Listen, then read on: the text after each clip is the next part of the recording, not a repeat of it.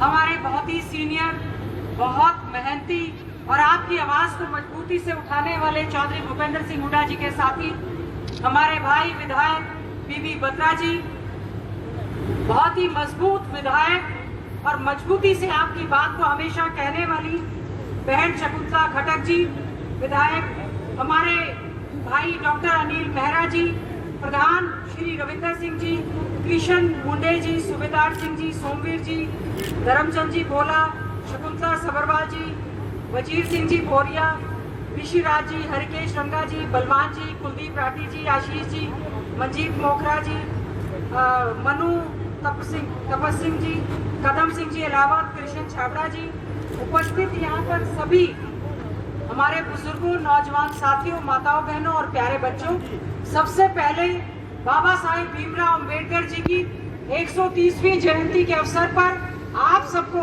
बहुत बहुत बधाई और शुभकामनाएं देती हूँ। उनको श्रद्धा के सुमन अर्पित करती हूँ और मैं बधाई देती हूँ हमारे हरियाणा दलित एवं पिछड़ा कल्याण एसोसिएशन, जिन्होंने इस कार्यक्रम का बहुत ही बखूबी के साथ यहाँ पर आयोजन करने का काम किया है। बाबा साहेब भीमराव अंबेडकर जी की जयंती न केवल आज रोहतक में, झज्जर में, हरियाणा में, पूरे देश और पूरी दुनिया में आज बहुत ही अच्छे ढंग से मनाई जा रही है। भारत रत्न बाबा साहेब भीमराव अंबेडकर न वो केवल एक व्यक्ति थे, वो एक ऐसा व्यक्तित्व थे जो राजनीतिक भी थे, सामाजिक भी थे, वो शिक्षाविद भी थे और उन्होंने बहुत बड़े बदलाव किए। उन्होंने संविधान का निर्माण किया और एक ऐसे संविधान का निर्माण किया जिसमें सभी के हकों को उन्होंने सुरक्षित करने का काम किया। उन्होंने ये कहा जिस समय संविधान का निर्माण हुआ कि ये बहुत ही बढ़िया संविधान है और अगर कभी भी संविधान में कोई कमी होगी तो वो संविधान बनाने वालों में नहीं, उसको लागू करने वालों में होगी। और आज मैं कहना चाहती हूँ, जो हालात पूरे देश में है, जो हालात प्रदेश में है, संविधान की धज्जियां उड़ाने का काम ये सरकार करने का काम कर रही है। अभी हमने इस श्रद्धांजलि अंबेडकर जी को देने से पहले हमने श्रद्धांजलि दी हमारे उन किसानों को जिन्होंने अपनी मांगों को लेकर आंदोलनरत है, 125 दिन से ज्यादा हो गए और उन्होंने अपनी श्रद्धांजलि, अपनी जान गंवाने का काम किया। आज बाबा साहेब भीमराव अंबेडकर जी के अवसर पर हम उनको अपनी ओर से श्रद्धा के सुमन अर्पित करते हैं। ये जो हमारा किसान है, ये जो हमारा अन्नदाता है, जो हमारी आर्थिक व्यवस्था की रीढ़ की हड्डी है, ये केवल 3 काले कानूनों को वापसी की मांग कर रहा है।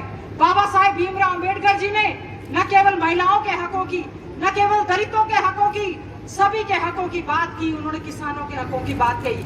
आज कोई भी वर्ग अपने आप को सुरक्षित नहीं समझता है। मैं आज जयंती के अवसर पर कहना चाहती हूँ, न कोई व्यक्ति, न कोई संस्था संविधान से ऊपर नहीं है। अगर किसी को कार्य करने हैं तो उन्हें केवल और केवल संविधान के अनुरूप कार्य करना पड़ेगा।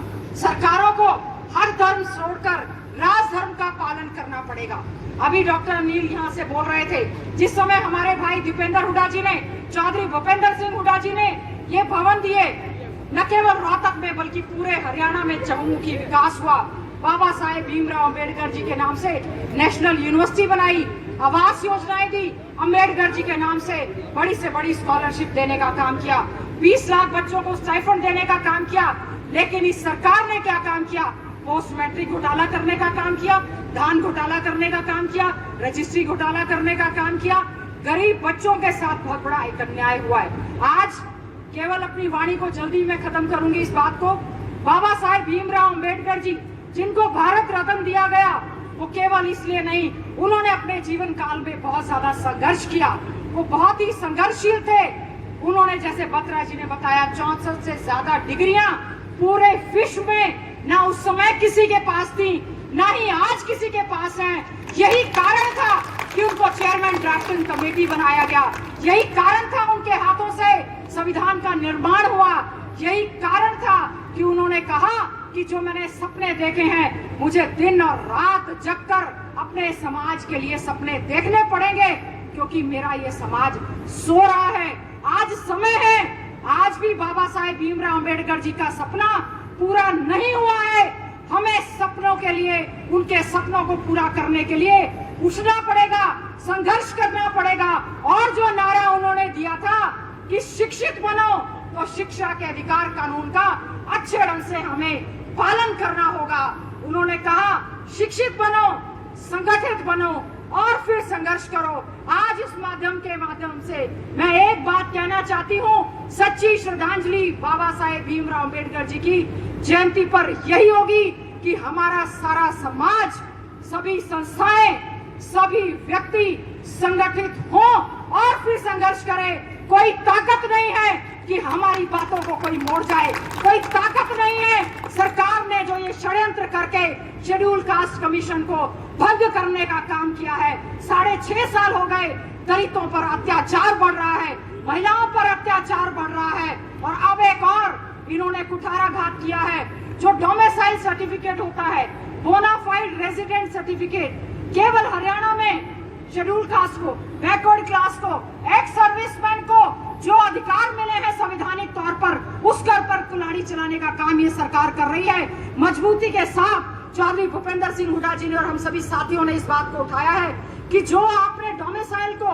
15 साल से 5 साल किया है, उस पर सीधा हक जो है हमारा शेड्यूल कास्ट और बैकवर्ड क्लास का मारा जाता है। हम इसको कतई भी इस प्रदेश में जो है लागू नहीं होने देंगे और इस चीज को चैलेंज करेंगे। इनका हिडन एजेंडा है रिजर्वेशन को खत्म करना, जो हमारे संवैधानिक अधिकार बाबा साहेब भीमराव अम्बेडकर जी ने दिए हैं, उनको खत्म करना। मैं आज इस मंच के माध्यम से कहना चाहती हूँ, जो भी व्यक्ति, मैं खास तौर से हमारे भाई दीपेंद्र हुड्डा जी का धन्यवाद करना चाहती हूँ।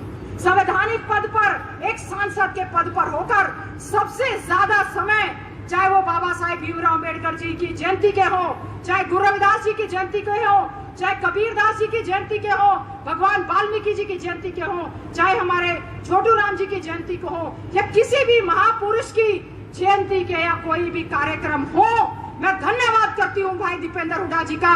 सुबह से लेकर रात तक लगते हैं और समाज के बीच में जाकर काम करते हैं और मजबूती से संसद में उसकी आवाज को उठाने का काम करते हैं। तो हमारी जिम्मेवारी बनती है कि हम भाई दीपेंद्र हुड्डा जी को, हमारा समाज इकट्ठे होकर इनको मजबूती प्रदान करने का काम करे।